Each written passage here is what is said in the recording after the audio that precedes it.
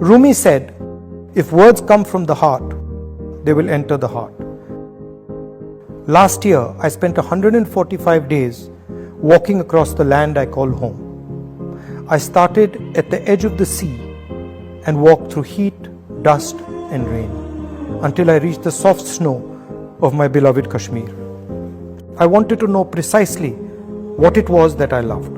Was it this land? Was it a people? Was it a set of ideas?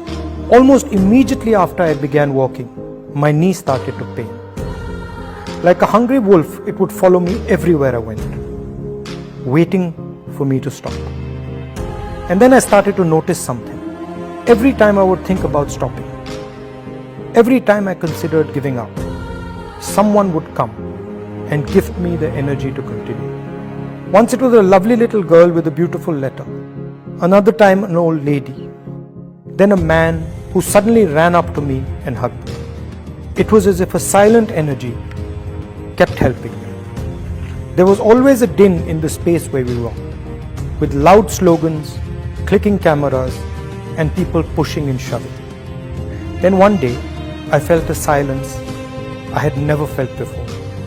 I could hear nothing but the voice of the person holding my hand and talking to me. He was a farmer and he spoke about his crop. He was crying as he showed me the strands of rotten cotton. There was nothing I could say, so I stopped walking and hugged him. It happened with children, with mothers, with students. It happened with shopkeepers, carpenters, and laborers. It happened with soldiers. Now, I would almost never hear myself or the crowd. My attention would not move from the person who spoke into my ear. The object of my love had suddenly revealed herself. My beloved Bharat Mata was not a land. It wasn't a set of ideas. It wasn't a particular culture, history, or religion. It was the voice of every single Indian, no matter how weak or strong.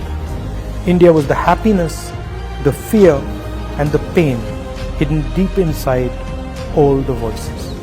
To hear India, my own voice, my desires, my ambitions had to fall silent. India would speak to one of her own, but only if one was humble and completely silent.